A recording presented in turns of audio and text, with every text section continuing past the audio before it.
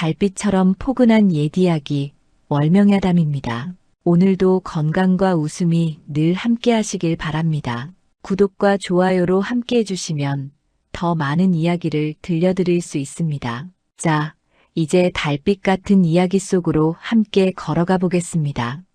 옛날 옛적 한양에서 사흘길을 걸어가야 닿는 작은 고을에 이씨 집안이 있었습니다. 한때는 3대에 걸쳐 벼슬을 한 집안이었지요.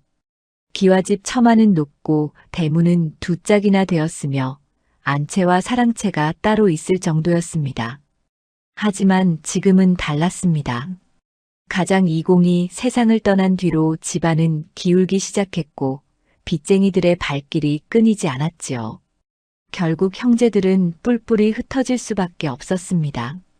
첫째 이서무는 장사를 배우겠다며 한양으로 떠났고 둘째 이서호는 군역을 대신 서겠다며 북쪽 변방으로 향했습니다. 형들이 떠나던 날 막내 이서유는 대문 앞에서 한참을 서 있었지요. 형들은 돌아서며 말했습니다. 서윤아, 어머니를 잘 모셔라. 우리가 돈을 모아 반드시 돌아올 테니 형님들 몸 성히 다녀오십시오. 서윤은 고개를 숙여 절을 올렸습니다. 형들의 뒷모습이 저 멀리 사라질 때까지 그는 고개를 들지 않았지요. 마을 사람들은 수군거렸습니다. 저 집안 이제 끝났구먼. 아들들이 다 떠나버렸으니 병든 부인과 어린 막내만 남았는데 어찌 살아가려나. 하지만 서윤은 개의치 않았습니다. 형들이 버린 것이 아니라는 걸 알았으니까요. 다만 지금은 각자 살 길을 찾아야 할 때였습니다. 그렇게 이 가문에는 병든 윤씨 부인과 막내 서윤, 그리고 여종 강초연만 남게 되었습니다. 초연은 참으로 이상한 여종이었습니다. 말이 느렸고 행동도 굼떴지요.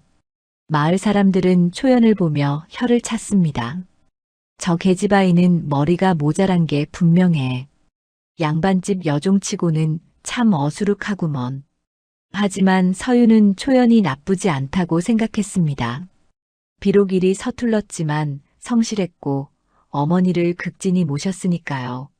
어느 날 저녁 서윤은 사랑채에 앉아 아버지가 남긴 책들을 정리하고 있었습니다. 그때 안채에서 어머니의 기침소리가 들려왔지요. 흐으. 어머니, 괜찮으십니까? 서윤이 급히 안채로 달려갔습니다. 방 안에는 윤씨 부인이 누워 계셨고 초연이 옆에서 물을 떠오고 있었지요. 초연은 서윤을 보더니 천천히 말했습니다. 도련님 마님께서 아프십니다. 물은 따뜻하게 데웠느냐? 예, 데웠습니다. 초연의 말투는 언제나 이렇게 느렸습니다. 하지만 서윤은 초연의 손이 떨리고 있다는 걸 알아챘지요. 초연은 윤씨 부인을 진심으로 걱정하고 있었습니다. 서윤은 어머니께 물을 드리고 이불을 덮어드렸습니다. 어머니, 약을 다시 지어드려야겠습니다. 아니다, 서윤아. 약값이 아까우니 그냥 두어라. 어머니, 그런 말씀 마십시오. 윤씨 부인은 아들의 손을 꼭 잡았습니다. 여윈 손이었지만 따뜻했지요. 내 형들이 돌아올 때까지만 버티면 된다. 그러니 너무 걱정 말거라. 어머니는 반드시 나으실 겁니다. 제가 있지 않습니까? 서윤이 말했지만 속으로는 걱정이 컸습니다. 어머니의 병은 날이 갈수록 깊어만 갔고 약값을 마련하기도 빠듯했으니까요. 그날 밤 서윤은 마당에 나와 하늘을 올려다보았습니다. 별이 총총히 떠 있었지요. 그때 부엌 쪽에서 인기척이 들렸습니다. 누구냐? 서윤이 다가가 보니 초연이었습니다. 초연은 부뚜막 앞에 앉아 무언가를 하고 있었지요. 서윤이 가까이 가자 초연은 화들짝 놀라며 뒤를 돌아보았습니다. 도련님 깜짝 놀랐습니다. 밤중에 무엇을 하고 있느냐? 저 죽을 쓰고 있습니다. 마님께서 새벽에 배고프실까봐. 초연의 말은 여전히 느렸습니다. 하지만 서윤은 초연의 눈빛을 보았지요. 그 눈은 생각보다 맑고 또렷했습니다. 순간 서유는 이상한 느낌을 받았습니다. 초연아. 예. 도련님, 너는 정말 머리가 모자란 게 맞느냐? 초연의 눈이 커졌습니다. 잠깐 동안 묘한 긴장이 흘렀지요. 하지만 곧 초연은 고개를 갸우뚱하며 말했습니다. 저는 잘 모르겠습니다. 그냥 이렇게 살아왔습니다. 서유는 더 묻지 않았습니다. 하지만 마음속으로는 확신이 들었지요. 초연은 겉으로 보이는 것과 다른 사람이라는 걸 말입니다. 며칠 뒤 서윤의 친구 배무진이 집을 찾아왔습니다. 무진은 서윤과 어릴 적부터 함께 자란 중마고우였지요. 무진은 마당에 들어서더니 주변을 둘러보았습니다. 서윤아, 집이 많이 쓸쓸해졌구나. 그래도 버티고 있지 않느냐? 내 형들은 소식이 있느냐? 아직은 없다. 하지만 곧 올 것이다. 두 사람은 사랑채에 앉아 이야기를 나누었습니다. 그때 초연이 차를 가지고 들어왔지요. 초연은 느릿느릿 걸어와 상을 내려놓았습니다. 도련님 차 드십시오. 그래, 고맙다. 초연이 나가자 무진이 작은 목소리로 말했습니다. 저 여종 참 특이하구나. 말도 느리고 행동도 굼뜨고. 초연이는 성실하다. 어머니를 잘 돌보고 있어. 하지만 서윤아, 내가 보기엔 뭔가 이상해. 무엇이 이상하다는 거냐? 무진은 문 쪽을 힐끗 보더니 말했습니다. 저 계집아이 눈빛이 보통이 아니야. 겉으로는 바보 같지만 속은 영리해 보여. 서윤은 고개를 끄덕였습니다. 무진도 느낀 것이지요. 하지만 서윤은 초연이 숨기는 이유가 있을 거라 생각했습니다. 그래서 캐묻지 않기로 했지요. 무진아, 초연이가 무엇을 숨기든 그건 초연이 사정이 있는 거야. 우리가 굳이 알 필요는 없지 않겠느냐. 그래, 내 말이 맞다. 하지만 조심해라. 요즘 세상이 어수선하잖아. 무진이 돌아간 뒤 서윤은 마당을 거닐었습니다. 해가 뉘엿뉘엿 지고 있었지요. 그때 대문 밖에서 낯선 목소리가 들려왔습니다. 이 가문 아직 사람 살고 있소? 서윤이 대문을 열자 장사치 차림의 사내 가서 있었습니다. 사내는 서윤을 보더니 고개를 가웃거렸지요. 혹시 이 가문의 도련님이시오? 그렇더만 무슨 일이오? 소인은 지나가는 장사치입니다. 혹시 이 근처에 묵을 곳이 있는지 여쭤보려고요. 주막은 마을 입구에 있소. 그리로 가시오. 고맙습니다. 그런데 한 가지만 더 여쭤도 되겠습니까? 말씀하시오. 사내는 주변을 둘러보더니 목소리를 낮췄습니다. 이 집에 여종이 한 명 있다고 들었는데 맞습니까? 서윤의 눈빛이 날카로워졌습니다. 여종이 왜 궁금하시오? 아, 아닙니다. 그냥 혹시나 해서 여쭤본 겁니다. 실례했습니다. 사내는 황급히 몸을 돌려 떠났습니다. 서윤은 사내의 뒷모습을 물끄러미 바라보았지요. 뭔가 석연치 않았습니다. 그날 밤 서윤은 초연을 불렀습니다. 초연아, 오늘 낯선 사내가 너를 물어봤다. 초연의 얼굴이 하얗게 질렸습니다.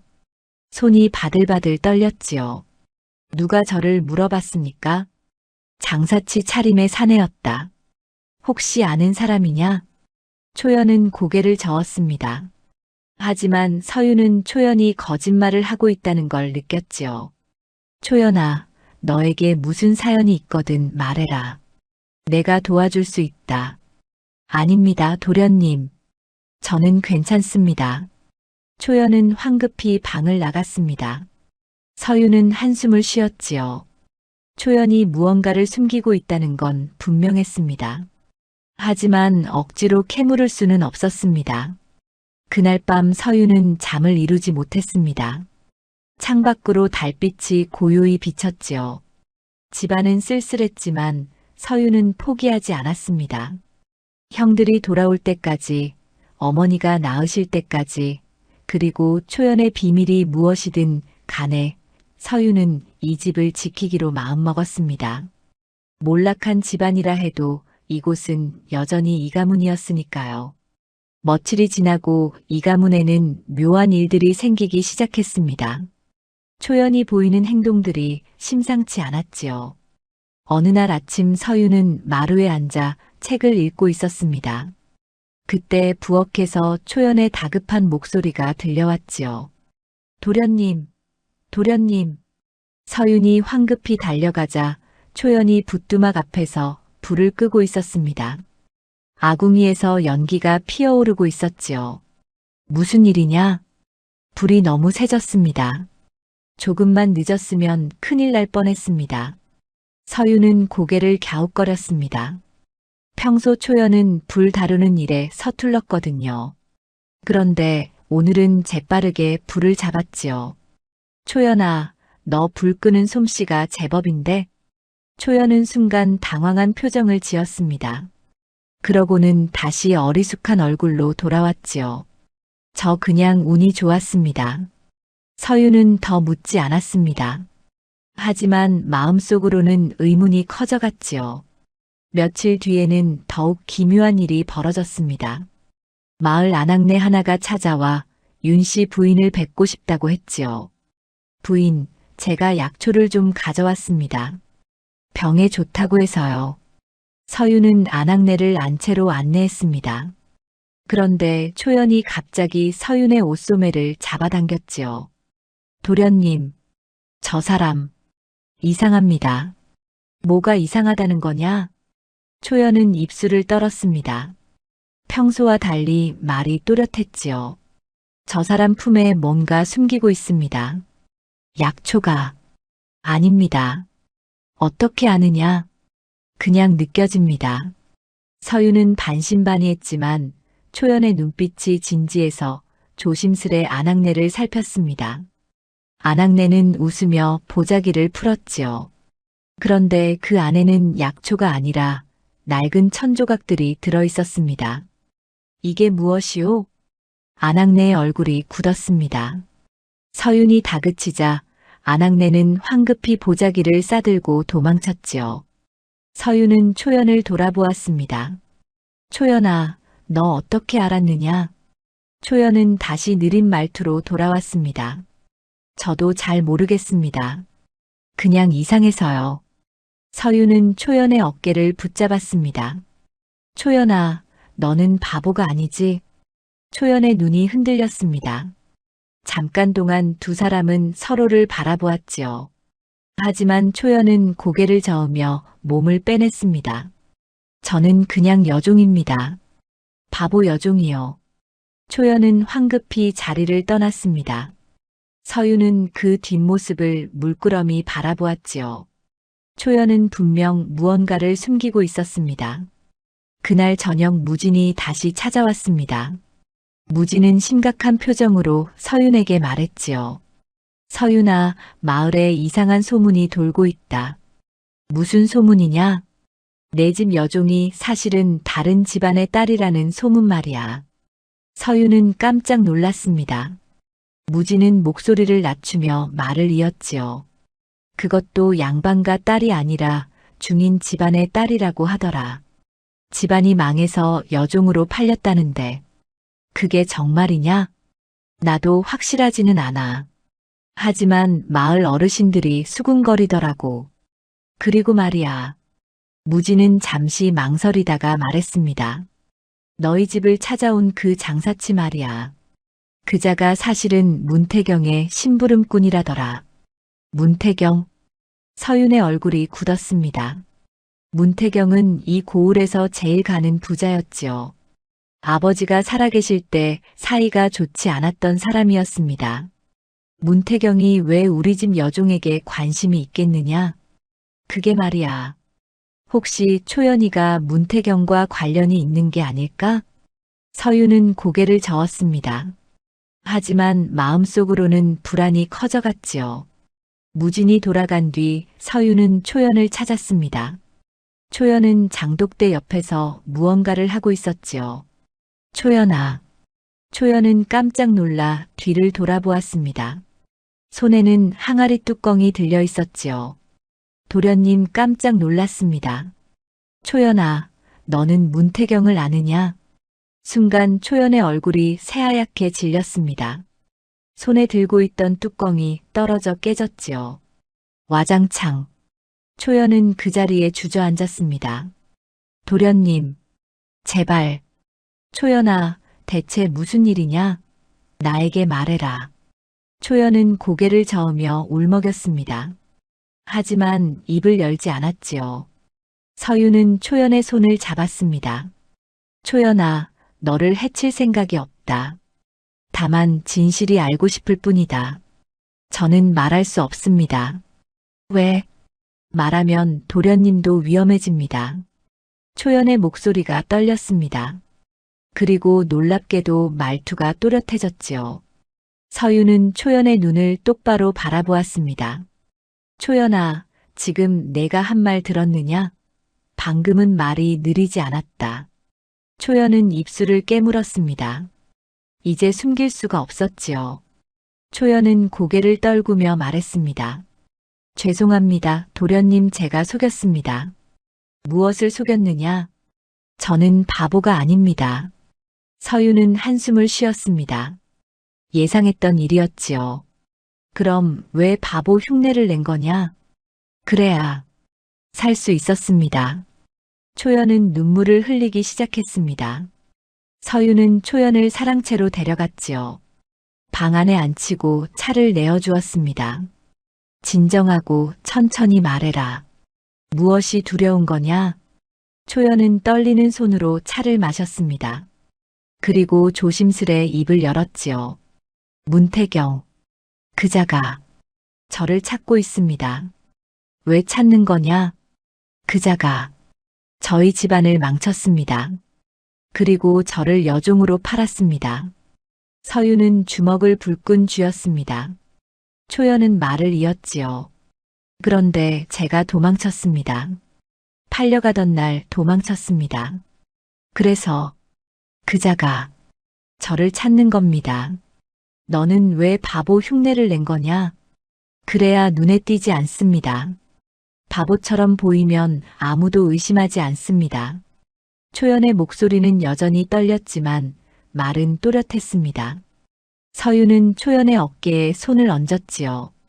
초연아, 이제부터는 숨지 마라. 내가 지켜줄 테니. 도련님. 하지만 문태경이 두렵더라도 너는 이제 혼자가 아니다. 내가 있지 않으냐. 초연은 서윤을 바라보았습니다.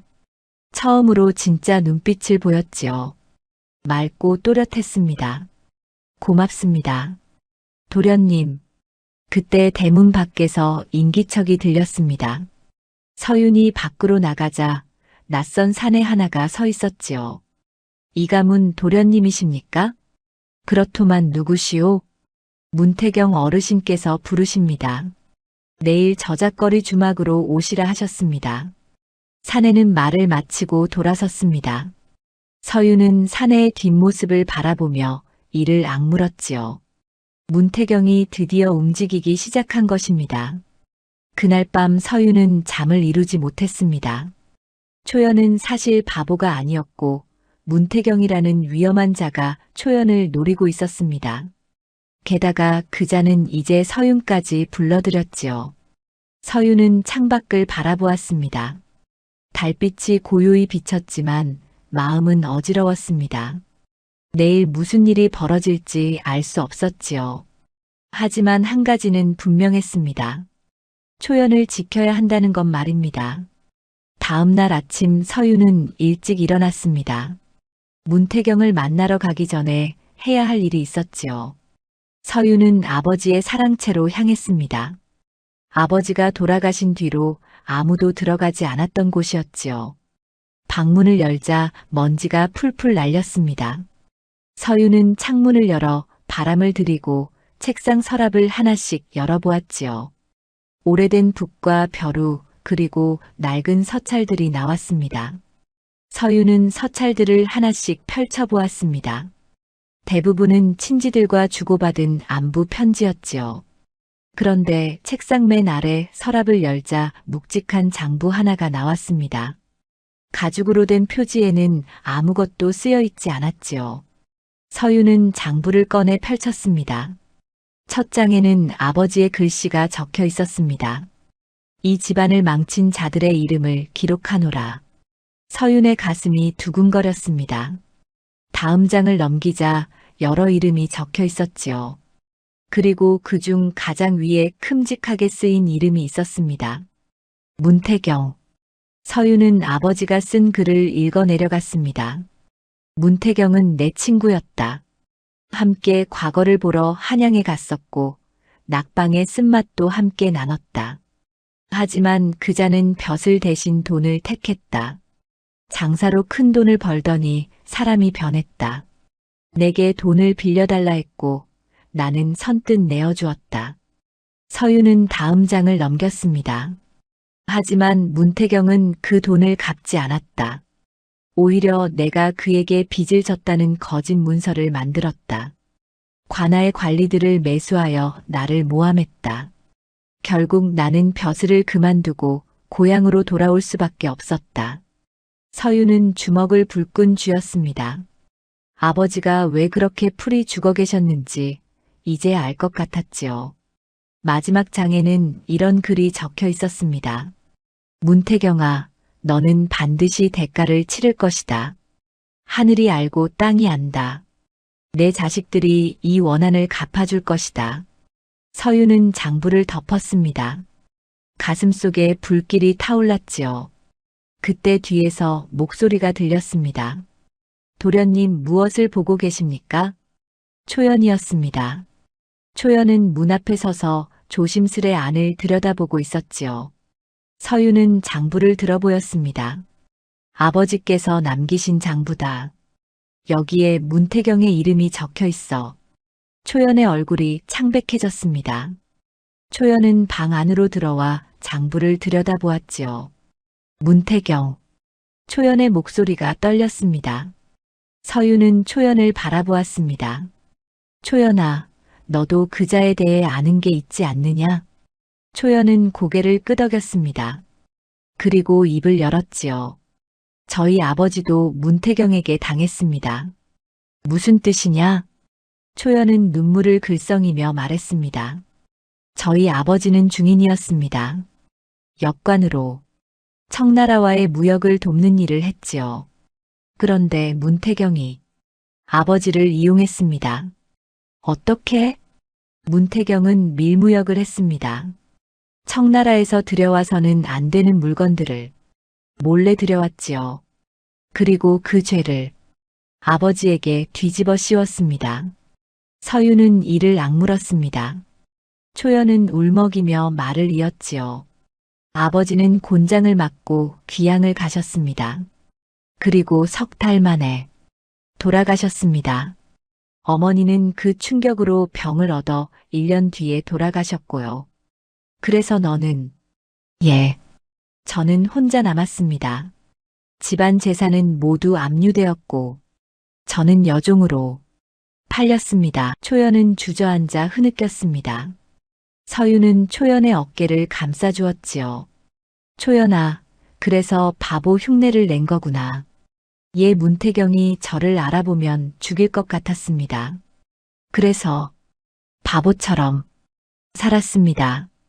그러면 아무도 의심하지 않았습니다. 서유는 초연을 일으켜 세웠습니다. 초연아, 이제는 숨지 마라. 우리 함께 문태경에게 맞서자. 하지만 도련님 문태경은 강합니다. 돈도 많고 권력도 있습니다. 그래도 해야 한다. 아버지의 원한도 갚아야 하고 너의 원수도 갚아야 하지 않겠느냐. 초연은 서윤을 바라보았습니다. 눈에 눈물이 그득했지만 고개를 끄덕였지요. 알겠습니다. 도련님 제가 도와드리겠습니다. 서윤은 장부를 품에 넣었습니다. 그리고 저작거리로 향했지요. 초연은 서윤을 배웅하며 말했습니다. 도련님 조심하십시오. 문태경은 무서운 사람입니다. 걱정 마라. 나도 만만치 않다.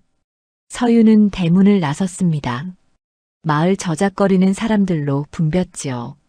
주막은 거리 한가운데 있었습니다. 서유는 주막 문을 열고 들어갔습니다.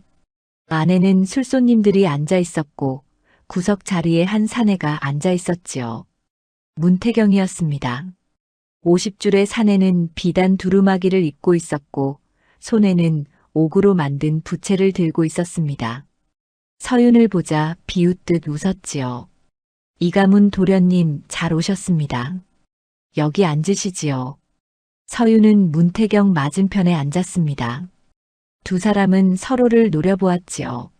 문태경이 먼저 입을 열었습니다. 도련님, 집안이 많이 어렵다고 들었습니다. 형님들은 모두 떠나시고 어머님은 병환 중이시라니 참으로 안타깝습니다. 그래서 나를 부르신 겁니까? 허허, 급하시군요. 그렇습니다. 제가 도와드리고 싶습니다. 무슨 도움 말입니까? 문태경은 부채를 접으며 말했습니다. 돈입니다. 제가 도련님께 돈을 빌려드리겠습니다. 어머님 약값도 마련하시고 집안도 다시 일으켜 세우십시오. 대가는 무엇입니까? 역시 영리하십니다. 대가는 간단합니다. 문태경은 몸을 앞으로 기울이며 말했습니다. 도련님 댁에 있는 여종을 저에게 넘기십시오. 서윤의 눈빛이 차갑게 변했습니다. 초연을 달라는 겁니까? 아, 이름까지 아시는군요. 그렇습니다. 그 계집아이를 저에게 넘기십시오. 그러면 제가 100냥을 드리겠습니다. 왜 초연을 원하십니까? 문태경의 얼굴이 굳었습니다. 그건 제 사정입니다. 어쨌든 100냥이면 적지 않은 돈 아니겠습니까? 서윤은 자리에서 일어났습니다. 거절하겠습니다. 뭐라고? 초연은 우리 집 식구입니다. 돈으로 넘길 수 없습니다.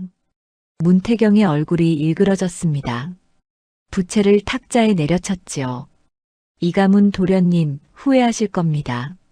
제 호의를 거절하시면 안 됩니다. 협박이십니까?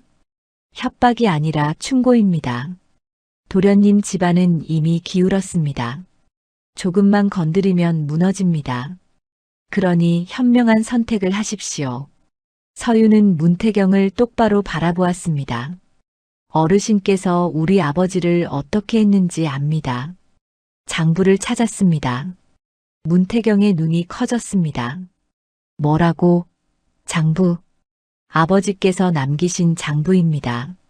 거기에 어르신의 죄가 낱낱이 적혀 있습니다. 문태경은 자리에서 벌떡 일어났습니다. 그 장부를 어디서 찾았느냐? 그건 제가 알 일입니다. 어쨌든 저는 이제 어르신의 약점을 쥐고 있습니다. 함부로 하시면 안 됩니다. 문태경은 이를 갈았습니다. 하지만 곧 비웃음을 지었지요. 장부 따위 소용없습니다. 증거가 될 만한 것들은 이미 다 없앴습니다. 그리고 도련님, 누가 그 장부를 믿겠습니까? 도련님은 몰락한 양반집 자제고 저는 이 고을에서 제일 가는 부자입니다. 서윤은 주먹을 불끈 쥐었습니다. 문태경의 말이 맞았습니다. 장부만으로는 부족했지요. 그럼 어쩌자는 겁니까? 간단합니다. 여종을 넘기십시오. 그러면 제가 도련님 집안을 살려드리겠습니다. 거절하시면 문태경은 서윤에게 다가와 속삭였습니다. 도련님 집안이 완전히 무너지는 걸 보게 될 겁니다. 서윤은 문태경을 뿌리치고 주막을 나왔습니다. 가슴이 두근거렸지요. 문태경은 생각보다 더 위험한 사람이었습니다. 집으로 돌아오는 길에 서윤은 생각에 잠겼습니다. 어떻게 해야 초연을 지키고 집안도 지킬 수 있을까? 아버지의 원한을 갚을 방법은 무엇일까? 집에 도착하자 초연이 대문 앞에서 기다리고 있었습니다. 도련님 어떻게 되었습니까? 서윤은 초연의 손을 잡았습니다. 걱정 마라. 내가 반드시 지켜줄 테니. 초연은 눈물을 글썽이며 고개를 숙였습니다. 하지만 두 사람 모두 알고 있었지요. 이제 진짜 싸움이 시작되었다는 것을 말입니다. 사흘이 지났습니다. 서유는 초연을 집 밖에 내보내지 않았지요. 문태경이 언제 사람을 보낼지 알 수 없었으니까요. 초연은 안채에서 윤씨 부인을 돌보며 지냈습니다. 어느 날 오후 마당에 낯선 그림자가 드리웠습니다. 서윤이 밖으로 나가자 문태경이 대문 앞에 서 있었지요. 이가문 도련님, 집에 계십니까? 서윤은 대문을 열지 않았습니다. 대문 안쪽에서 말했지요. 무슨 일로 오셨습니까? 허허, 손님을 이렇게 대하십니까? 문을 열어주시지요. 서윤은 마지못해 대문을 열었습니다. 문태경은 여유로운 걸음으로 마당에 들어섰지요. 뒤에는 심부름꾼 2명이 따라왔습니다. 좋은 집이십니다. 비록 낡았지만 옛날 영화가 느껴지는군요. 문태경은 마당을 둘러보았습니다. 그때 부엌 쪽에서 초연이 물동이를 이고 나오다가 문태경을 보았지요. 초연의 얼굴이 새하얗게 질렸습니다. 물동이가 기울어 물이 쏟아질 뻔했습니다. 저 계집아이가 바로 그 여종입니까? 문태경이 초연을 가리켰습니다. 서유는 초연 앞을 가로막으며 말했지요. 용건만 말씀하십시오. 문태경은 비웃음을 지었습니다. 그리고 초연을 뚫어져라 쳐다보았지요. 저 계집아이 얼굴을 똑바로 보고 싶은데 괜찮겠습니까? 안 됩니다. 왜 그러십니까? 혹시 제가 알아볼까봐 두려우신 겁니까? 서유는 대답하지 않았습니다. 문태경은 초연에게 다가가려 했지요. 하지만 서윤이 팔을 벌려 막았습니다. 더 이상 가까이 오지 마십시오. 도련님, 제가 그 계집아이를 확인만 하면 됩니다. 혹시 제가 찾는 사람이 맞는지 말입니다. 찾는 사람이라니 무슨 뜻입니까? 문태경은 품에서 종이 한 장을 꺼냈습니다. 거기에는 여인의 얼굴이 그려져 있었지요. 이 그림을 보십시오. 몇 년 전 댁에서 도망친 계집아이입니다. 혹시 저 여종이 이 그림 속 사람과 닮지 않았습니까? 서유는 그림을 보았습니다. 초연과 비슷했지만 확실하지는 않았지요. 그때 초연이 물동이를 내려놓고 앞으로 나왔습니다. 제가 그 사람 맞습니다. 초연아. 서윤이 놀라 초연을 붙잡았습니다. 하지만 초연은 고개를 저었지요. 도련님, 이제 숨을 수 없습니다. 초연은 문태경을 똑바로 바라보았습니다. 더 이상 바보처럼 행동하지 않았지요. 문태경은 초연의 얼굴을 자세히 들여다보았습니다. 역시 강역관의 딸이로구나. 몇 년 만이냐? 5년입니다. 5년 동안 어디 숨어 지냈더냐? 내가 얼마나 찾았는지 아느냐? 초연은 입술을 깨물었습니다. 문태경은 씩 웃으며 말했지요. 내 아비가 죄인이 되어 죽은 건 내 탓이다. 만약 내가 순순히 내게 왔더라면 내 아비는 살았을 것이다. 거짓말 마십시오. 초연의 목소리가 떨렸습니다. 서유는 초연의 어깨를 감싸주었지요. 초연아, 그자의 말에 속지 마라. 문태경은 고개를 가웃거리며 말했습니다. 도련님, 이 계집아이가 뭐라고 하던가요? 제가 아버지를 죽였다고 했습니까? 허허, 웃기는군요. 웃기다니 무슨 뜻입니까? 이 계집아이 아비는 원래 죄를 지었습니다. 밀무역을 한 죄 말입니다. 제가 관아에 고발했을 뿐입니다. 그건 어르신께서 꾸민 일 아닙니까? 문태경의 얼굴이 굳었습니다. 하지만 곧 웃음을 되찾았지요. 증거가 있습니까? 도련님, 아무 증거도 없으면서 함부로 말하시면 안 됩니다. 서유는 주먹을 불끈 쥐었습니다. 문태경은 초연에게 다가갔지요. 초연은 뒤로 물러났지만 문태경은 계속 따라왔습니다. 강초연, 너는 나에게 팔린 몸이다. 도망친 지 5년이나 됐으니 그동안의 값을 치러야 하지 않겠느냐? 저는 어느 누구에게도 팔린 적 없습니다. 허허, 그래. 그럼 이 문서를 보거라. 문태경은 품에서 또 다른 종이를 꺼냈습니다. 거기에는 관아의 도장이 찍혀 있었지요. 여기 보거라. 내 아비가 죄인이 되었을 때 내 집안 재산은 모두 압류되었다. 그리고 너는 관노비로 등록되었지. 내가 그 관노비를 정식으로 사들였다. 이 문서가 증거다. 초연은 문서를 보고 눈물을 흘렸습니다. 서유는 문서를 빼앗아 읽어보았지요. 정말로 관아의 도장이 찍혀 있었습니다.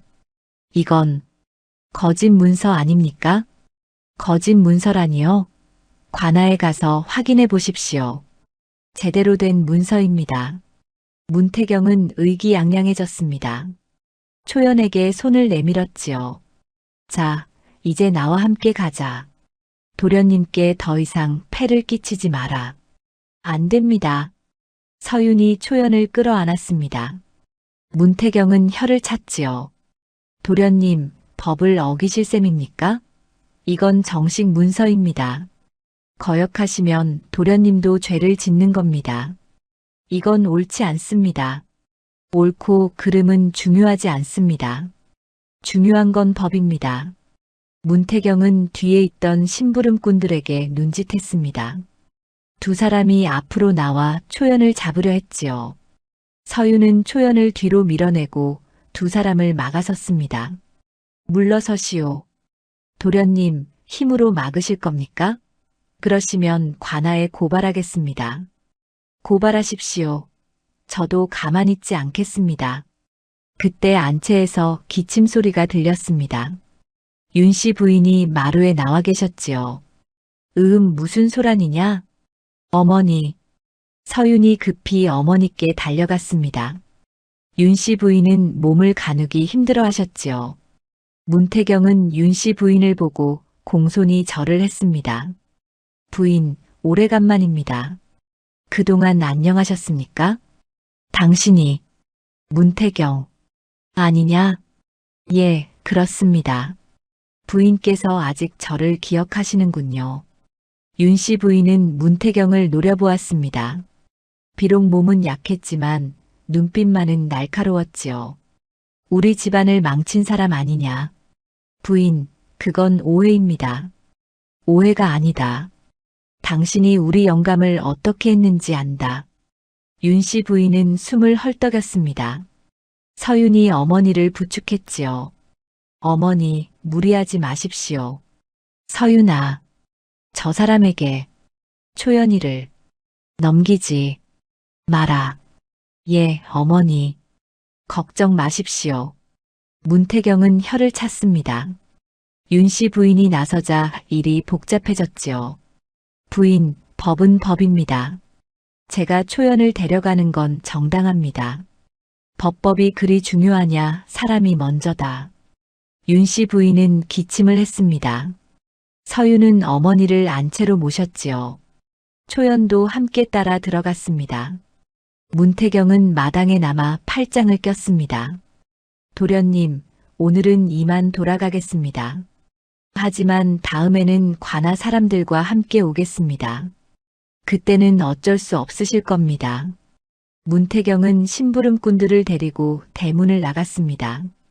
서유는 마당에 서서 문태경의 뒷모습을 바라보았지요. 가슴속에서 분노가 끓어올랐습니다.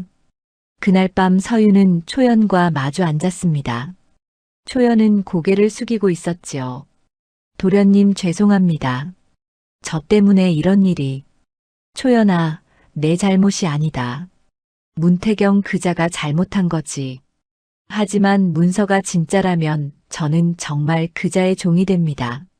서유는 초연의 손을 잡았습니다. 안 된다. 절대로 그렇게 두지 않겠다. 도련님 어떻게 하실 겁니까? 서유는 생각에 잠겼습니다. 문태경은 법을 방패로 삼고 있었습니다. 법으로 맞서야 했지요. 하지만 어떻게? 서유는 창밖을 바라보았습니다. 달이 중천에 떠 있었습니다. 그리고 문득 떠오르는 사람이 있었지요. 형들이었습니다. 이제 형들에게 소식을 전해야 할 때였습니다. 다음 날 새벽 서유는 초연을 불렀습니다. 두 사람은 사랑채에 마주 앉았지요. 촛불이 흔들리며 그림자를 만들었습니다. 초연아, 오늘 밤 내가 할 일이 있다. 무엇입니까, 도련님? 너는 글을 읽을 줄 아느냐? 초연은 잠시 망설이다가 고개를 끄덕였습니다. 예, 아버지께서 가르쳐 주셨습니다. 역관이셨으니 글을 알아야 한다고 하셨지요. 서유는 품에서 종이 한 장을 꺼냈습니다. 그리고 붓을 들었지요. 그럼 내가 말하는 대로 받아 적어라. 예, 도련님. 초연은 붓을 들고 종이를 펼쳤습니다. 서윤이 말했지요. 첫째 형님께 급한 일이 생겼습니다. 집안에 위기가 닥쳤으니 어서 돌아와 주십시오. 초연의 손이 종이 위를 달렸습니다. 글씨는 단정했고 또렷했지요. 서유는 초연의 글씨를 보며 감탄했습니다. 글씨가 좋구나. 아버지께서 엄하게 가르치셨습니다. 서유는 편지를 접어봉했습니다. 그리고 또 다른 종이를 꺼냈지요. 이번엔 둘째 형님께 보낼 편지다. 받아 적어라. 초연은 다시 붓을 들었습니다. 두 통의 편지를 다 쓰고 나자 서유는 초연의 손을 잡았지요. 초연아, 내가 한 가지 물어볼 게 있다. 말씀하십시오, 도련님. 너는 정말 바보가 아니었구나. 초연은 고개를 숙였습니다. 뺨이 붉어졌지요. 죄송합니다, 도련님을 속였습니다. 아니다. 내가 살아남기 위해서였다는 걸 안다. 서유는 촛불을 바라보며 말했습니다. 사실 처음부터 이상했다. 내 눈빛이 너무 맑았거든. 바보라면 저렇게 맑을 수 없다고 생각했지. 도련님 언제부터 아셨습니까? 확실히 안 건 얼마 안 됐다. 하지만 의심은 처음부터 했지. 두 사람은 서로를 바라보았습니다. 촛불이 흔들리며 초연의 얼굴을 비췄지요. 서유는 문득 초연의 얼굴을 제대로 본 것 같았습니다.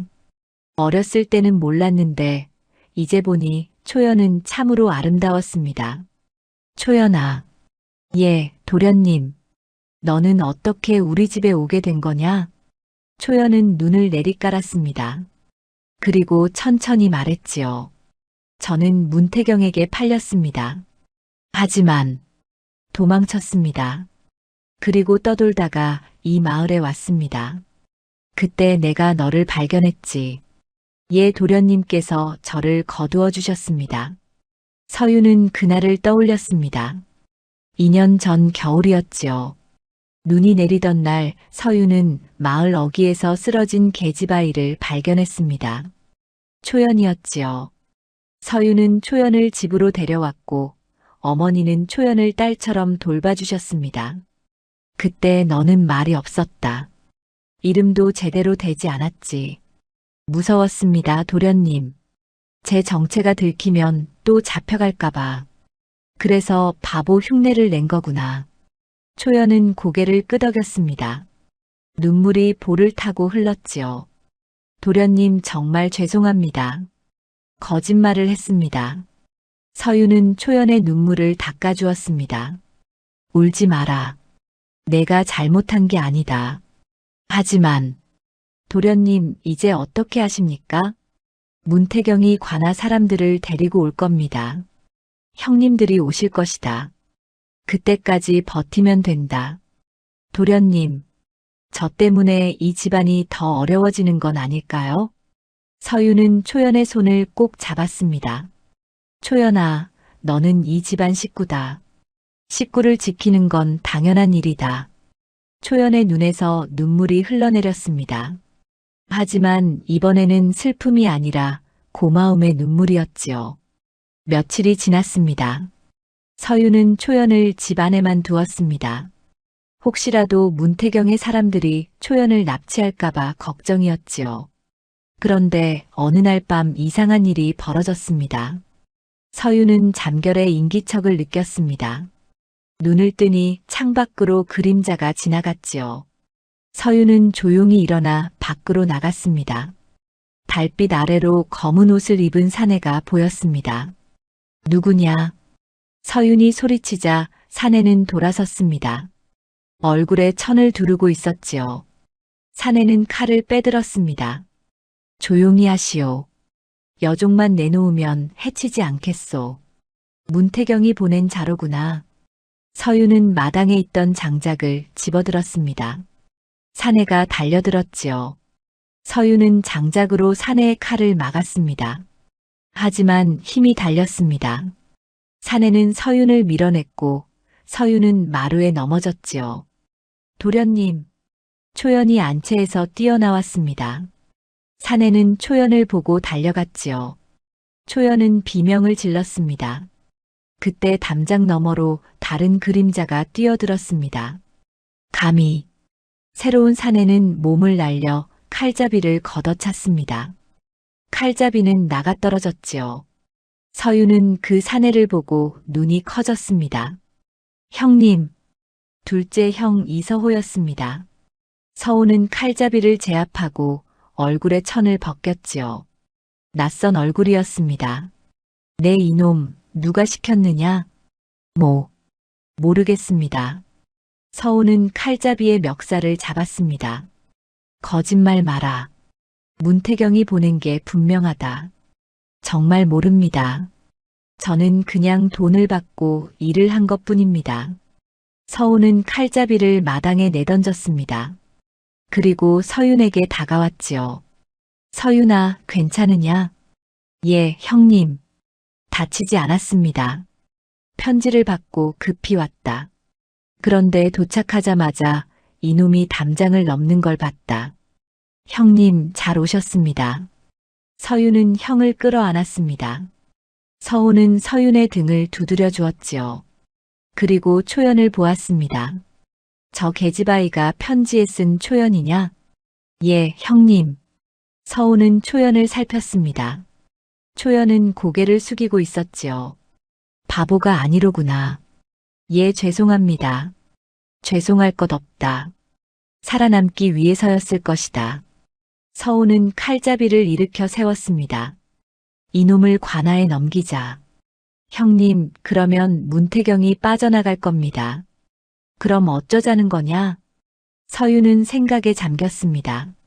그리고 말했지요. 일단 이놈을 묶어두고 다른 방법을 찾아봅시다. 서호는 고개를 끄덕였습니다.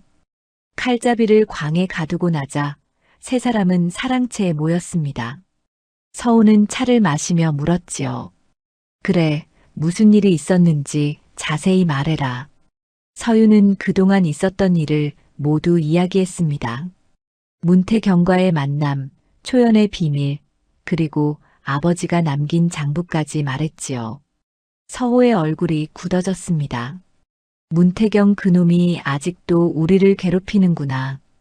형님, 어떻게 해야 할까요? 서호는 턱을 쓸었습니다. 그리고 초연을 보았지요. 초연아, 내가 아는 문태경의 약점이 있느냐? 초연은 고개를 가웃거렸습니다. 약점이라고 하면요? 뭐든 좋다. 그놈이 숨기고 싶어 하는 것 말이다. 초연은 잠시 생각하다가 말했습니다. 비밀 장부가 있습니다. 비밀 장부? 예. 문태경은 밀무역을 했습니다. 그 기록을 모두 장부에 적어뒀습니다. 제 아버지가 그 장부를 본 적이 있다고 하셨습니다. 서호의 눈이 빛났습니다. 그 장부가 어디 있는지 아느냐? 문태경의 집 서재에 있을 겁니다. 서호는 서윤을 보았습니다. 서윤아, 그 장부를 찾아야겠다. 하지만 형님, 어떻게 문태경의 집에 들어갑니까? 서호는 씩 웃었습니다. 방법이 있다. 내가 군역을 하면서 배운 게 있거든. 그날 밤 서호와 서윤은 계획을 세웠습니다. 초연도 함께 도왔지요.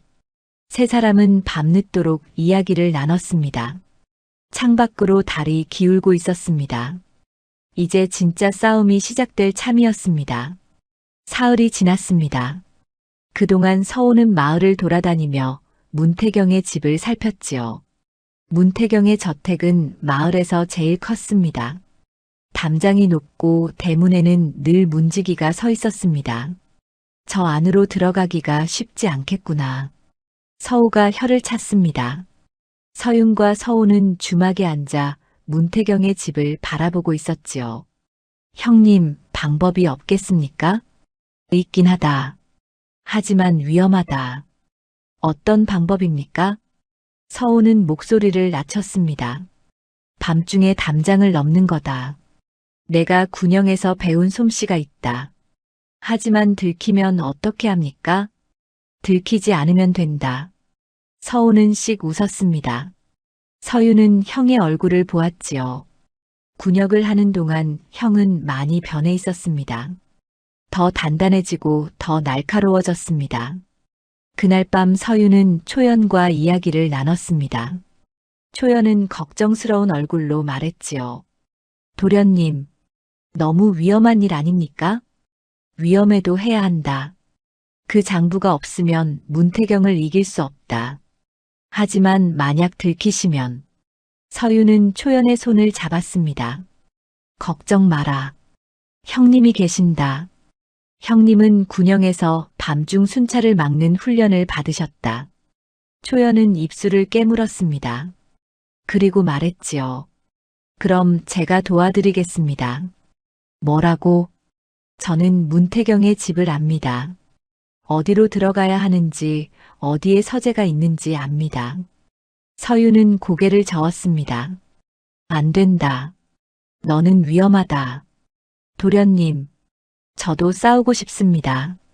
제 아버지의 원수를 갚고 싶습니다. 초연의 눈빛이 달라져 있었습니다. 더 이상 두려워하지 않았지요. 서유는 한참을 초연을 바라보았습니다. 그리고 고개를 끄덕였습니다. 알겠다. 하지만 형님께 여쭤봐야 한다. 다음 날 서우는 초연의 제안을 들었습니다. 처음에는 반대했지요. 안 된다. 계집아이를 위험한 곳에 데려갈 수 없다. 형님, 하지만 초연이가 길을 알고 있습니다. 그래도 안 된다. 그때 초연이 입을 열었습니다. 나리 제발 부탁드립니다. 저도 싸울 기회를 주십시오. 초연의 목소리는 떨렸지만 단호했습니다. 서우는 초연을 물끄러미 바라보았지요. 내가 정말 할 수 있겠느냐? 예, 할 수 있습니다. 서우는 한숨을 쉬었습니다. 그리고 고개를 끄덕였지요. 좋다. 하지만 내 말을 따라야 한다. 위험하면 바로 도망쳐야 한다. 예, 나리. 그날 밤 세 사람은 문태경의 집으로 향했습니다. 달은 구름에 가려져 있었고 거리는 고요했습니다. 문태경의 집 담장 앞에 섰을 때 서우가 말했지요. 초연아, 어디로 들어가야 하느냐? 뒷담 쪽입니다. 거기에 오래된 나무가 있습니다. 그 나무로 담장을 넘을 수 있습니다. 세 사람은 뒷담으로 돌아갔습니다. 정말로 큰 나무가 담장 가까이에 서 있었지요.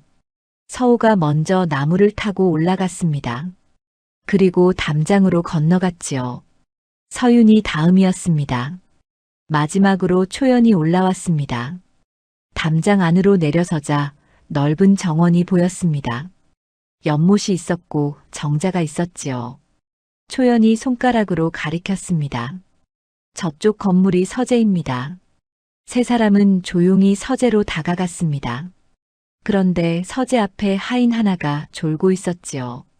서우는 조심스레 하인에게 다가가 목을 눌렀습니다.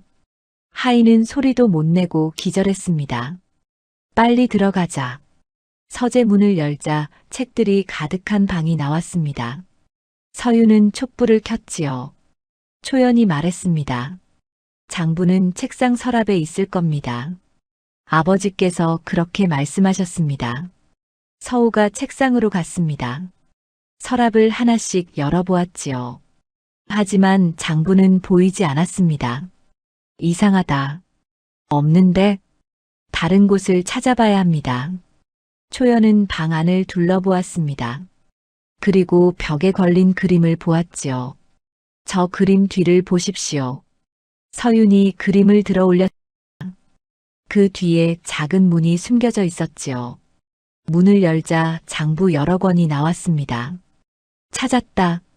서우가 장부를 꺼냈습니다. 펼쳐보니 온갖 물건의 이름과 금액이 적혀 있었지요. 청나라에서 들여온 금지된 물건들이었습니다. 이것만 있으면 문태경을 잡을 수 있다. 그때 밖에서 소리가 들렸습니다. 도둑이다. 도둑이 들었다. 세 사람은 깜짝 놀랐습니다. 서우가 장부를 품에 넣으며 말했지요. 빨리 나가자. 세 사람은 서재를 빠져나왔습니다. 하지만 이미 늦었습니다. 문태경의 하인들이 횃불을 들고 몰려오고 있었지요. 저기다. 저놈들이다. 서우는 칼을 빼들었습니다. 서윤도 몽둥이를 집었지요. 초연은 두 사람 뒤에 숨었습니다. 서윤아, 초연이를 데리고 먼저 가라. 형님은 어떻게 하십니까? 나는 이놈들을 막겠다. 어서 가라. 서윤은 초연의 손을 잡고 뛰었습니다. 담장으로 향했지요. 뒤에서는 서우와 하인들이 싸우는 소리가 들렸습니다. 도련님 나리는 어떻게 하십니까? 형님은 강하다. 걱정 마라. 두 사람은 담장에 도착했습니다. 서윤이 먼저 올라가고 초연을 끌어올렸지요. 담장을 넘어 밖으로 나왔습니다. 그때 뒤에서 서우의 목소리가 들렸습니다. 기다려라. 서우가 담장을 넘어왔습니다. 하지만 다리를 다친 것 같았지요. 절뚝거렸습니다. 형님 다치셨습니까? 괜찮다. 조금 베었을 뿐이다. 세 사람은 급히 집으로 돌아왔습니다. 사랑채에 들어서자 모두 주저앉았지요. 숨이 가빠서 말도 제대로 못했습니다. 장부는 무사합니까? 서윤이 물었습니다. 서우는 품에서 장부를 꺼냈지요. 여기 있다. 이제 이걸로 문태경을 잡을 수 있다. 하지만 기쁨도 잠시였습니다. 다음 날 아침 대문을 두드리는 소리가 들렸지요. 서윤이 나가보니 관아의 관속들이 서 있었습니다. 이 가문 도련님입니까? 그렇습니다만 무슨 일입니까?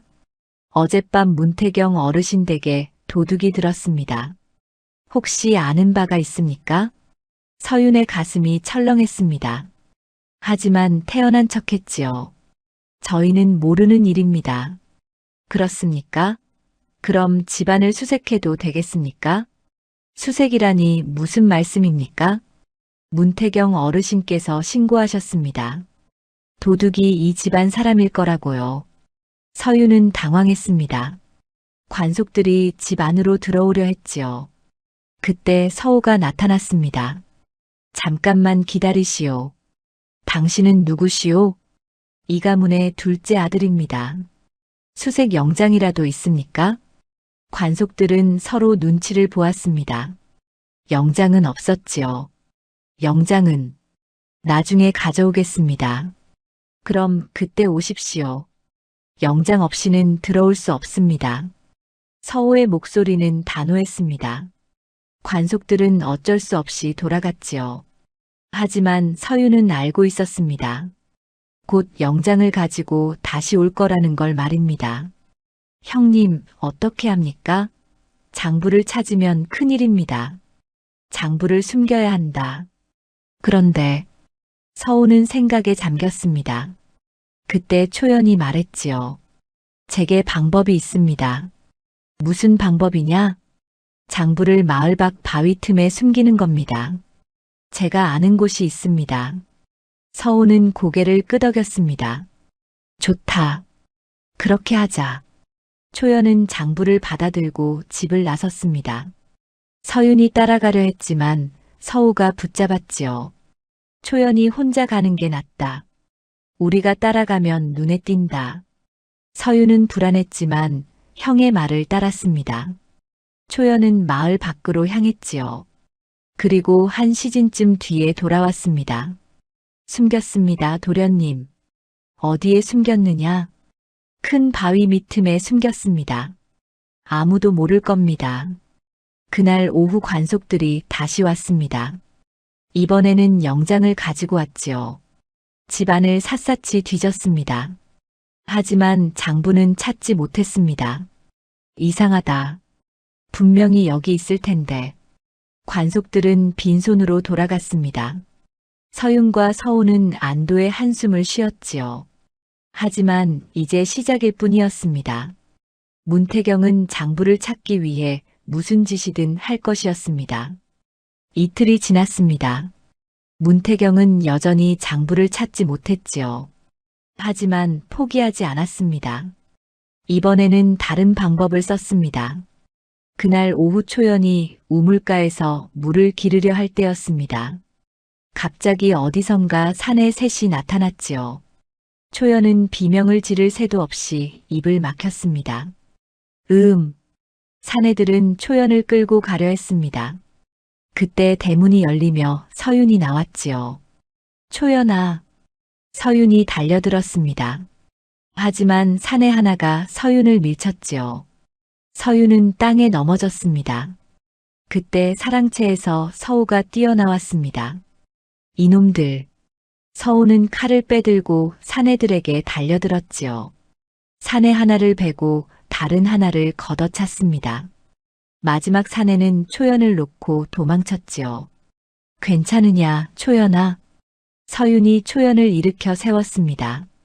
초연은 떨고 있었지만 다친 데는 없었지요. 예, 괜찮습니다, 도련님. 서우는 쓰러진 사내의 옷을 뒤졌습니다. 주머니에서 은자 몇 냥이 나왔지요. 문태경이 보낸 놈들이 확실하다. 형님, 이제 어떻게 합니까? 더 이상 기다릴 수 없다. 첫째 형님이 오시기 전에 먼저 움직여야 한다. 서우는 은자를 주머니에 넣으며 말했습니다. 우리가 먼저 관아에 가자. 장부를 증거로 내놓고 문태경을 고발하는 거다. 하지만 형님, 관아의 관리들도 문태경 편일 겁니다. 알고 있다. 하지만 다른 방법이 없다. 그날 밤 세 사람은 의논했습니다. 초연이 조심스레 말했지요. 도련님, 제게 생각이 있습니다. 무슨 생각이냐? 한양으로 가는 겁니다. 한양? 서우가 물었습니다. 초연은 고개를 끄덕였지요. 예, 이곳 관아는 문태경 편입니다. 하지만 한양의 사원부는 다릅니다. 서윤의 눈이 빛났습니다. 맞다. 사원부에 가면 된다. 사원부는 관리들의 비리를 감찰하는 곳이었습니다. 만약 사원부에 고발하면 문태경을 잡을 수 있었지요. 하지만 한양까지 가려면 시일이 걸린다. 서우가 말했습니다. 그때 대문을 두드리는 소리가 들렸지요. 이 가문 계신가? 서윤이 밖으로 나가자 낯선 사내가 서 있었습니다. 멀쩡한 옷차림에 짐을 잔뜩 진 사내였지요. 누구십니까? 나는 서문의 심부름꾼이요. 서문나리께서 곧 도착하신다는 전가를 전하러 왔소. 형님께서? 서윤의 얼굴이 환해졌습니다. 첫째 형 이서문이 드디어 오는 것이었지요. 다음 날 해질 무렵 서문이 도착했습니다. 말을 타고 온 서문은 한양에서 장사를 하며 돈을 모았던 터라 의관이 말끔했지요. 서윤아, 형님. 서윤은 형을 끌어안았습니다. 서문은 동생의 등을 두드려 주었지요. 그간 고생이 많았구나. 형님, 잘 오셨습니다. 서문은 서우와도 포옹했습니다. 그리고 안채로 들어가 어머니께 인사를 드렸지요. 윤씨 부인은 큰아들을 보고 눈물을 흘렸습니다. 서문아, 잘 돌아왔구나. 어머니, 아들이 왔습니다. 이제 걱정 마십시오. 그날 밤 삼형제는 사랑채에 모였습니다. 초연도 함께 자리했지요. 서윤은 그간의 일을 모두 이야기했습니다. 서문은 심각한 얼굴로 들었습니다. 문태경 그놈이 아직도 우리를 괴롭히는구나. 예, 형님. 이제 어떻게 해야 할까요? 서문은 턱을 쓸었습니다. 그리고 말했지요. 내게 방법이 있다. 무슨 방법입니까? 나는 한양에서 장사를 하면서 여러 사람을 알게 되었다. 그 중에는 사원부 관리도 있지. 서호의 눈이 빛났습니다. 그럼 그분께 부탁할 수 있겠습니까? 그럴 수 있다. 하지만 확실한 증거가 필요하다. 서유는 초연을 보았습니다. 초연이 고개를 끄덕이며 말했지요. 장부를 가져오겠습니다. 초연은 밤중에 마을 밖으로 나가 장부를 가져왔습니다. 서무는 장부를 펼쳐보았지요. 이것이면 충분하다. 이 장부에는 문태경의 밀무역 기록이 낱낱이 적혀 있다. 그럼 언제 한양으로 가실 겁니까? 내일 당장 떠나겠다. 서무는 장부를 품에 넣었습니다. 그리고 동생들을 보며 말했지요. 너희는 여기서 기다려라. 내가 사흘 안에 돌아오겠다. 형님, 혼자 가시면 위험합니다. 괜찮다. 나는 한양 길을 잘 안다. 그리고 혼자 가는 게 더 빠르다. 다음 날 새벽 서무는 말을 타고 한양으로 떠났습니다. 서윤과 서우는 대문 앞에서 형을 배웅했지요. 형님, 조심히 다녀오십시오. 걱정 마라. 반드시 성공하고 돌아오겠다. 서문의 말이 달려가는 것을 보며 서유는 가슴이 두근거렸습니다. 이제 마지막 승부가 남았지요. 하지만 문태경도 가만히 있지 않았습니다. 서문이 떠난 그날 오후 문태경이 직접 이가문을 찾아왔습니다. 이번에는 관속들까지 데리고 왔지요. 이가문 도련님들 나오시오. 서윤과 서우가 나갔습니다. 문태경은 비웃음을 지으며 말했지요. 도련님들, 장부를 돌려주시오. 무슨 장부 말씀입니까? 모른 척하지 마시오. 내 서재에서 훔쳐간 장부 말이오. 저희는 모르는 일입니다. 문태경의 얼굴이 일그러졌습니다. 그렇게 나오시겠소? 좋소. 그럼 어쩔 수 없소. 문태경은 관속들에게 눈짓했습니다. 관속들이 앞으로 나왔지요. 이 가문을 수색하겠습니다. 또 수색입니까? 지난번에도 했지 않습니까? 이번에는 더 철저히 하겠습니다. 관속들이 집 안으로 들어갔습니다. 사랑채, 안채, 광, 부엌을 모두 뒤졌지요. 하지만 장부는 없었습니다. 문태경은 이를 갈았습니다. 분명 여기 있을 텐데 어디 숨겼느냐? 저희는 정말 모릅니다. 그때 문태경이 초연을 보았습니다. 초연은 안채 마루에서 수색을 지켜보고 있었지요. 저 계집아이를 데려가겠소. 안 됩니다. 서윤이 초연 앞을 막아섰습니다. 문태경은 냉소를 지었지요. 왜 안 됩니까? 저 계집아이는 원래 내 것이오. 문서도 있지 않소? 그 문서는 거짓입니다. 거짓이라는 증거가 있소? 없으면 입 다물고 있으시오. 문태경은 관속들에게 명령했습니다. 저 계집아이를 잡아가시오. 관속 둘이 초연에게 다가갔습니다. 서우가 칼을 빼들었지요. 한 걸음만 더 오면 베겠다. 관속들이 멈춰섰습니다. 문태경이 웃었지요. 도련님, 관속을 위협하시겠습니까? 그건 큰 죄요. 상관없습니다. 초연이는 못 데려갑니다. 긴장감이 흘렀습니다. 칼을 든 서호와 관속들이 대치하고 있었지요. 그때 대문이 열렸습니다. 무슨 일이냐? 낯선 목소리였습니다. 모두 고개를 돌렸지요. 대문 밖에 사내 하나가 서 있었습니다. 관복을 입고 있었습니다. 사원부의 관복이었지요. 저분은 누구십니까? 문태경이 물었습니다. 그 뒤로 서문이 나타났지요. 형님, 서윤이 외쳤습니다. 서문은 미소를 지으며 말했습니다. 다 왔다, 서윤아. 사원부 관리는 문태경에게 다가갔습니다. 당신이 문태경이요? 그렇더만 누구시오? 나는 사원부 지평 김상원이요. 문태경, 당신을 밀무역 혐의로 체포하겠소. 문태경의 얼굴이 새하얗게 질렸습니다. 김상원은 품에서 장부를 꺼내 보였지요. 이 장부에 당신의 죄가 다 적혀 있소. 순순히 따라오시오. 문태경은 뒤로 물러났습니다. 하지만 관속들이 그를 붙잡았지요. 놓아라. 놓으라고. 문태경이 소리쳤지만 소용없었습니다. 김상원은 서윤과 서호에게 고개를 숙였습니다. 도련님들 고생이 많으셨습니다. 이제 모든 게 끝났습니다. 서윤은 서문을 끌어안았습니다. 눈물이 흘렀지요. 서호도 함께 형들을 끌어안았습니다. 초연은 마루에서 그 모습을 보며 눈물을 흘렸습니다. 드디어 끝난 것이었습니다. 보름이 지났습니다. 문태경은 한양으로 압송되어 국문을 받았지요. 그의 죄는 명백했습니다. 밀무역, 관리 매수, 거짓 문서 작성. 모든 죄가 드러났습니다. 문태경은 귀양을 가게 되었고 재산은 모두 압류되었지요. 이 가문에는 평화가 찾아왔습니다. 윤씨 부인의 병도 조금씩 나아지고 있었습니다.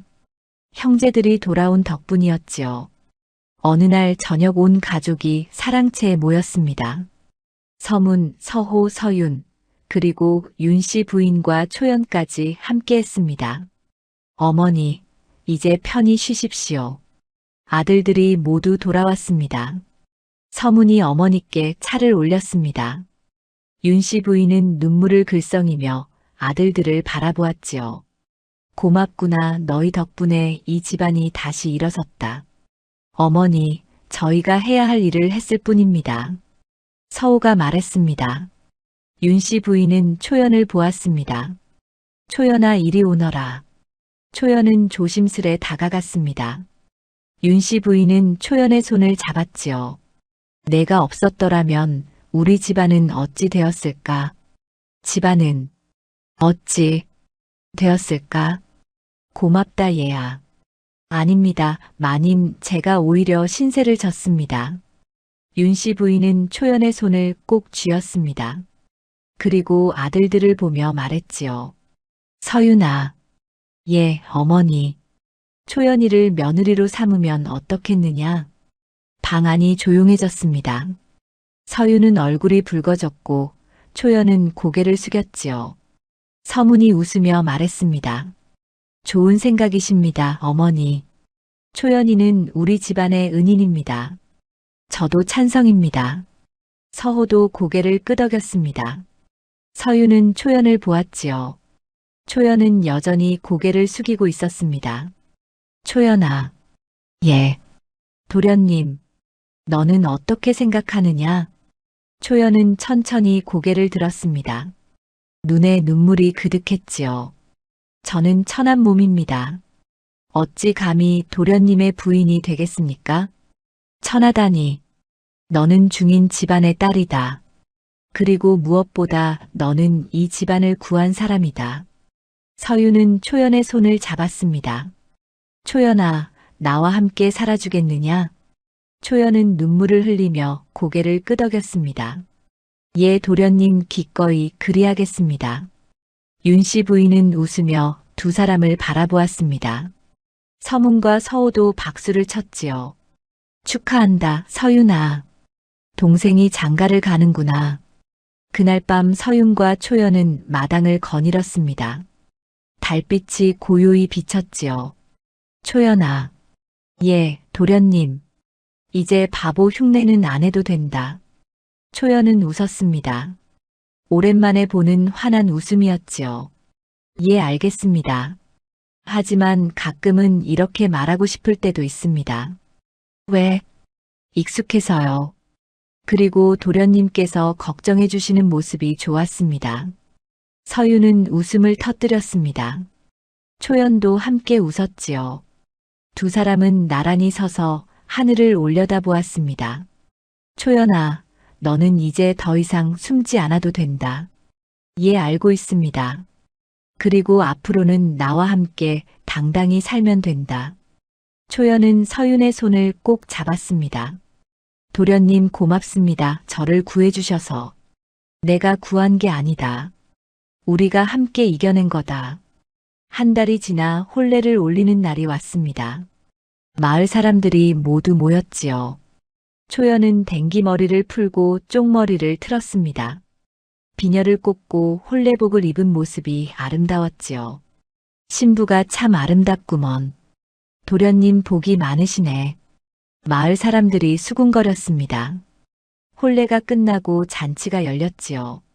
서문과 서우는 술을 따르며 동생을 축하했습니다. 서윤아, 행복하게 살아라. 예, 형님들. 고맙습니다. 초연은 시어머니 윤씨 부인께 큰 절을 올렸습니다. 어머님 부족하지만 잘 모시겠습니다. 윤씨 부인은 초연을 일으켜 세우며 말했지요. 얘야, 이제 너도 이 집안 식구다. 딸처럼 생각하마. 고맙습니다, 어머님. 두 사람은 서로를 끌어안았습니다. 서유는 그 모습을 보며 가슴이 뭉클했지요. 잔치가 끝나고 밤이 되었습니다. 서윤과 초연은 신방에 들었지요. 촛불이 은은하게 방을 비쳤습니다. 초연아. 예, 서방님. 초연의 말투가 달라졌습니다. 더 이상 더듬지 않았지요. 또렷하고 맑았습니다. 이제 바보 흉내는 정말 안 하는구나. 예, 이제는 숨지 않겠습니다. 서방님 앞에서는 제 진짜 모습으로 살겠습니다. 서유는 초연의 손을 잡았습니다. 고맙다, 초연아. 나와 함께 해줘서. 저야말로 고맙습니다. 서방님께서 저를 지켜주셨습니다. 두 사람은 서로를 바라보았습니다. 촛불이 흔들리며 그림자를 만들었지요. 서유는 초연의 볼을 어루만졌습니다. 초연은 눈을 감았습니다. 두 사람의 거리가 가까워졌지요. 달빛이 창문을 통해 고요히 들어왔습니다. 시간이 흘러 1년이 지났습니다. 이 가문은 완전히 다시 일어섰지요. 서무는 장사를 계속했고 서우는 마을의 훈장이 되었습니다. 서유는 아버지가 남긴 땅을 다시 가꾸었습니다. 초연은 더 이상 여종이 아니었습니다. 당당한 이 가문의 며느리였지요. 초연은 집안을 잘 돌보았고 마을 사람들에게도 인정받았습니다. 이 가문 세댁은 참 현명하던데. 그러게 말이야. 예전엔 바보인 줄 알았는데. 마을 사람들의 말이 달라졌습니다. 초연은 더 이상 바보가 아니었지요. 어느 날 서윤과 초연은 마을 어기 바위에 앉아 있었습니다. 그곳은 초연이 장부를 숨겼던 곳이었지요. 초연아, 이곳에서 장부를 숨겼었지? 예, 그때 정말 떨렸습니다. 하지만 내 덕분에 우리가 이길 수 있었다. 초연은 서윤의 어깨에 머리를 기댔습니다. 서방님, 저 한 가지 고백할 게 있습니다. 무엇이냐? 사실 처음 이 집에 왔을 때부터 서방님을 좋아했습니다. 서윤은 미소를 지었습니다. 나도 알고 있었다. 내 눈빛을 보면 알 수 있었거든. 언제부터 아셨습니까? 처음부터 바보는 저런 눈빛을 가질 수 없다고 생각했지. 두 사람은 웃었습니다. 그리고 서로의 손을 꼭 잡았지요. 해가 뉘엿뉘엿 지고 있었습니다. 붉은 노을이 하늘을 물들였지요. 초연아. 예, 서방님. 행복하냐? 초연은 고개를 끄덕였습니다. 눈에 눈물이 맺혔지만 행복한 눈물이었지요. 예, 정말 행복합니다. 이제 더 이상 숨지 않아도 되니까요. 서유는 초연을 끌어안았습니다. 두 사람은 그렇게 한참을 앉아 있었지요. 노을이 지고 별이 뜨기 시작했습니다. 이 가문의 마당에는 웃음소리가 가득했습니다. 형제들이 모여 술을 마시고 윤씨 부인은 며느리와 이야기를 나누었지요. 몰락했던 집안은 다시 일어섰고 슬픔은 기쁨으로 바뀌었습니다. 초연은 더 이상 바보 흉내를 내지 않았습니다. 당당하게 자신의 모습으로 살았지요. 그리고 서유는 초연의 곁을 지켰습니다. 두 사람은 서로를 의지하며 행복하게 살았습니다. 세월이 흘러도 이 가문 사람들은 그날을 잊지 않았습니다. 바보처럼 보였던 여종이 사실은 가장 용기 있는 사람이었다는 것을 말입니다. 그리고 진정한 사랑은 겉모습이 아니라 마음을 보는 것이라는 것을 말입니다. 이 가문에는 그렇게 새로운 시작이 찾아왔고 모두가 행복하게 살았습니다.